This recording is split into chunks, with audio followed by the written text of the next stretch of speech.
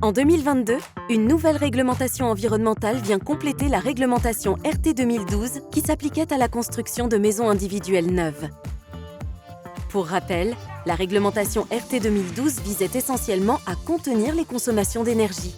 La nouvelle réglementation environnementale 2020, nommée RE 2020, est, comme son nom l'indique, davantage tournée vers la performance environnementale en prenant en compte des nouveaux paramètres comme l'impact carbone ou encore le confort d'été.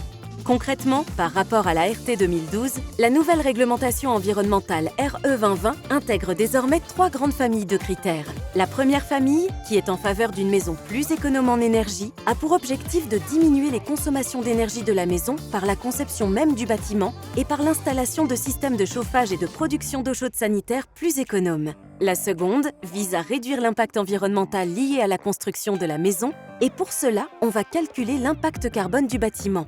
L'objectif est de favoriser les matériaux innovants, naturels ou biosourcés pour tendre vers une réduction des impacts carbone, un engagement vertueux pour la planète. La troisième famille de critères propose essentiellement d'assurer un meilleur confort thermique en été avec une maison mieux adaptée aux variations climatiques et à la hausse des températures. C'est pourquoi les données météorologiques ont été remises à jour et ces dernières sont prises en compte par le constructeur dès la conception. Sur cette base, on calcule alors un indicateur du confort d'été. La RE 2020 impose donc une conception plus cohérente et plus intelligente, faisant appel au bon sens. Prenons quelques exemples.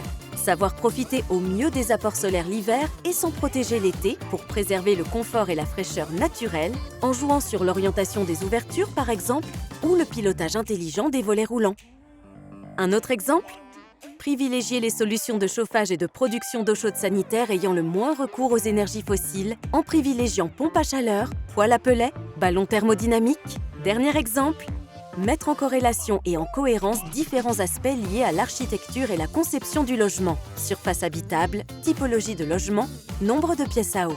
Cette nouvelle réglementation offre des garanties réelles pour nos clients qui s'inscrivent dans la droite ligne de notre engagement en faveur d'un immobilier durable. Rendez-vous avec notre expert pour une explication plus détaillée des 3 familles de critères de la RE 2020.